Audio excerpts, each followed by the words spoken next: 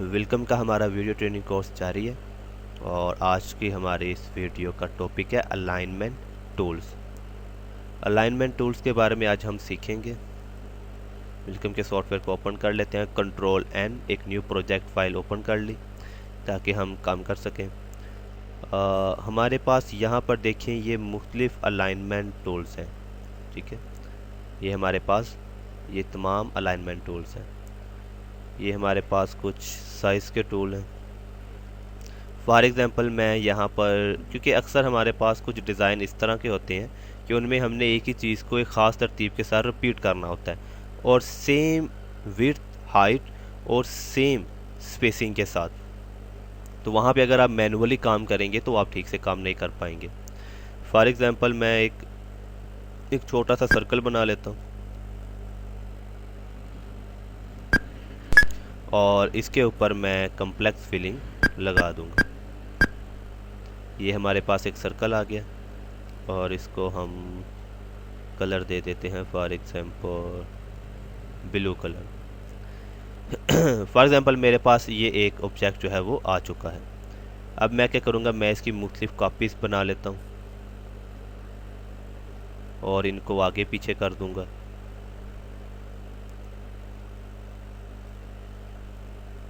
ठीक है, और ज़ीरो का बटन प्रेस किया और हम इस पॉइंट पर आ गए। इनको मैं जानबूझकर आगे पीछे कर रहा हूँ ताकि ये ऊपर नीचे हो जाएं और एक दूसरे से जुदा जुदा हो जाएं। अब देखें ये तमाम बिखरे पड़े हैं अलाइनमेंट टूल के। अब अलाइनमेंट टूल्स और जो हमारे साइज़ के टूल हैं उनके बारे में हम सीखेंगे। फॉर एग्ज़ाम्पल ये इसका मैं साइज़ जो है वो बड़ा कर देता हूँ यूँ इस तरह से। ठीक है। अब मैंने इन तमाम को एक ही साइज़ में रखना है। ठीक है, और इन तमाम को एक ही लाइन में सेम स्पेसिंग के साथ मैंने लगाना है। और वो मैं कैसे करूँगा, अब मैं इसका साइज़ अगर मैं इसके जितना करना चाहूँ तो मुझसे ठीक से नहीं हो पाएगा, थोड़ा बहुत फ़र्क जो है वो रह ही जाएगा। तो मैं क्या करूँगा, मुझे इसका साइज़ सेम ये साइज़ बनाना है तो मैं इसके ऊपर क्लिक करूँगा। क्लिक करने के बाद मैं, अगर मुझे ये साइज़ बनाना है तो फिर मैं इसके ऊपर क्लिक करूँगा। ज़रा गौर कीजिएगा, इसका साइज़, जिसका साइज़ चेंज करना है पहले उसके ऊपर क्लिक करके उसे सिलेक्ट करेंगे, फिर जिस साइज़ में उसे तब्दील करना है, जिस साइज़ में उसे तब्दील करना है उसको सिलेक्ट करेंगे। फिर हम यहाँ पर आएंगे। यहाँ पर अगर आपने सिर्फ़ और सिर्फ सेम विड्थ करनी है, यानी कि सिर्फ विड्थ उसके जैसी करनी है, तो आप इस बटन के ऊपर क्लिक करेंगे। ठीक है, मेक सेम विड्थ। ठीक है, ये अलाइनमेंट का टूल है। और अगर आपने सिर्फ और सिर्फ हाइट जो है, हाइट इसके जितनी करनी है, तो फिर आप इससे आगे हमारे पास बटन है मेक सेम हाइट। और अगर आपने हाइट और विड्थ दोनों इसके जैसी बनानी है तो फिर हमारे पास यहाँ पर बटन मौजूद है make same width and height. तो सबसे पहले हम विड्थ एक जैसी करके देखते हैं। इस बटन के ऊपर जैसे ही मैंने क्लिक की, ये देखिए इसकी जो विड्थ है वो इसके बराबर हो चुकी है।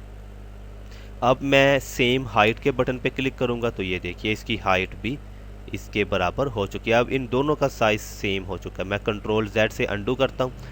अब हम क्या करेंगे कि अब हम एक ही बार में इसकी विड्थ और हाइट जो है वो उसके बराबर कर देंगे। मैं इस बटन के ऊपर क्लिक करूँगा तो उसने एक ही बार में इसकी विड्थ और हाइट दोनों जो हैं वो इसके बराबर कर दी।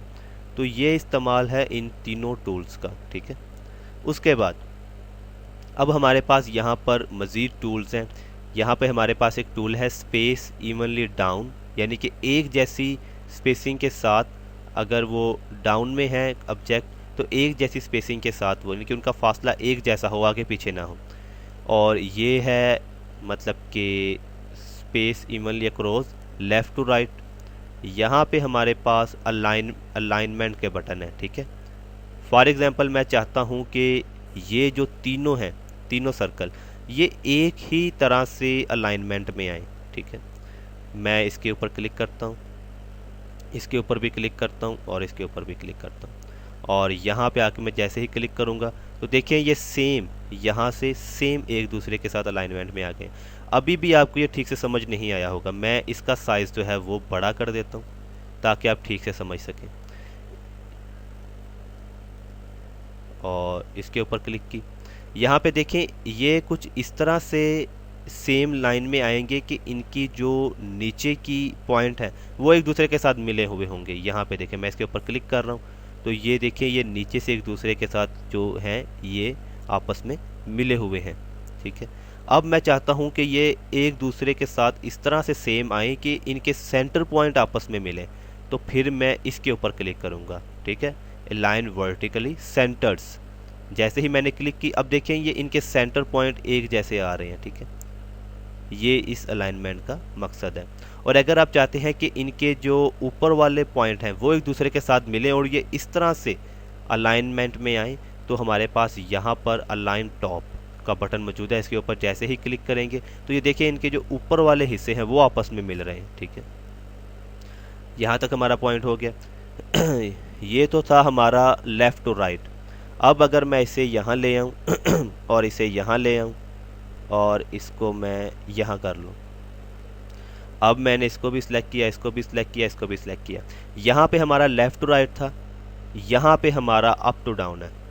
ठीक है, फॉर एग्जांपल मैं चाहता हूँ कि इनके ये जो राइट साइड वाले किनारे हैं ये आपस में एक दूसरे के बराबर आए, इस तरह से इनकी अलाइनमेंट बने। तो मैं इसके ऊपर क्लिक कर दूंगा, ये देखिए राइट साइड से ये किनारे जो हैं आपस में बराबर आ रहे हैं। आप बेशक यहाँ पे एक जो पोली लाइन है, एक ड्राइंग लाइन खींच कर देख लीजिए, ये किनारे आपस में मिल रहे होंगे। अगर आप चाहते हैं कि नहीं किनारे आपस में ना मिले बल्कि इनके सेंटर पॉइंट आपस में सेम आए, तो यहाँ पे हमारे पास उसके सेंटर्स के बटन्स की ऑप्शन मौजूद है। यहाँ पे क्लिक करेंगे, अब आप देखेंगे कि इनके सेंटर पॉइंट एक जैसे एक दूसरे के साथ आ रहे हैं। और अगर आप चाहते हैं कि इनके लेफ़्ट साइड से जो किनारे हैं वो एक दूसरे के साथ मिलते हुए आएँ, तो फिर हम यहाँ पे क्लिक करेंगे तो ये इस तरह से हमारे पास आ जाएगा। ठीक है, तो ये तरीकाकार था इनको इस्तेमाल करने का। अब हमारे पास मसला ये आ रहा है कि देखिए इनके दरमियान फासला कम ज़्यादा है। हम चाहते हैं कि इनके दरमियान एक जैसा फासला हो, एक जैसा फासला हो। अगर ये अप टू डाउन है तो हम इस बटन को इस्तेमाल करेंगे, स्पेस इवनली डाउन। जैसे ही मैंने क्लिक की तो देखिए इनके दरमियान जो फासला है वो बिल्कुल एक जैसा है। और इसे मैं सेंटर में ले आता हूँ। ठीक है, ये देखिए इनके दरमियान बिल्कुल एक जैसा फासला है, आपको मैनुअली करने की ज़रूरत नहीं है। ठीक है, इनके दरमियान एक जैसा फासला है। और अगर ये हमारे पास कुछ इस तरह से हों, ठीक है, और इनको हम सेलेक्ट करेंगे, पहले हम इन्हें ले आएंगे सेंटर में। अब देखें इसके दरमियान फासला कम है, इसके दरमियान फासला ज़्यादा है, तो यहाँ पर हम इस बटन का इस्तेमाल करेंगे, space evenly across left to right. जैसे ही मैंने क्लिक की तो देखिए अब इनके दरमियान एक जैसा फासला है। अब हम क्या करेंगे कि इसको हम इस साइज़ में कन्वर्ट कर लेंगे। ठीक है, और इन तमाम को कंट्रोल ए से मैंने तमाम को सिलेक्ट कर लिया। सिलेक्ट करने के बाद देखिए मैं इन तमाम को एक तरह से सीधा कर दूंगा, क्योंकि मुझे लेफ़्ट टू राइट करना है और सेंटर पॉइंट मिलाने हैं आपस में, तो मैं इन्हें सेंटर पॉइंट में ले आऊँगा। सेंटर पॉइंट के अलावा अगर मैंने इस मतलब के ऑप्शन में लाऊंगा तब भी ये इसी तरह से आएंगे। उसकी वजह यह है कि इनका साइज़ एक जैसा है।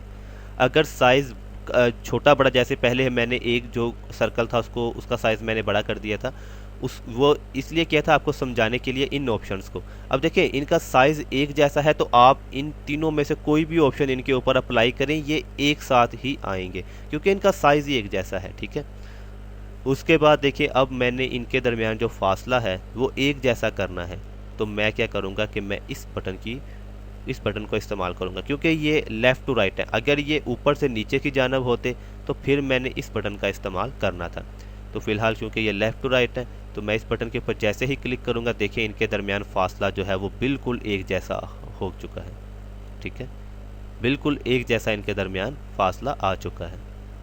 तो ये इस्तेमाल था अलाइनमेंट टूल्स का। और साइज़ अगर आपको मुख्तलिफ ऑब्जेक्ट है एक जैसा साइज़ बनाना चाहें, बिल्कुल एक्यूरेट टू द पॉइंट, और उसमें कुछ भी कमी बेशी ना हो, तो उसके लिए हम इन तमाम टूल्स का इस्तेमाल करते हैं और इन्हें बोलते हैं अलाइनमेंट टूल्स।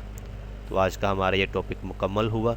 इंशाअल्लाह अज़ीज़ नेक्स्ट वीडियो में फिर से मुलाकात होगी। खुदा हाफिज़।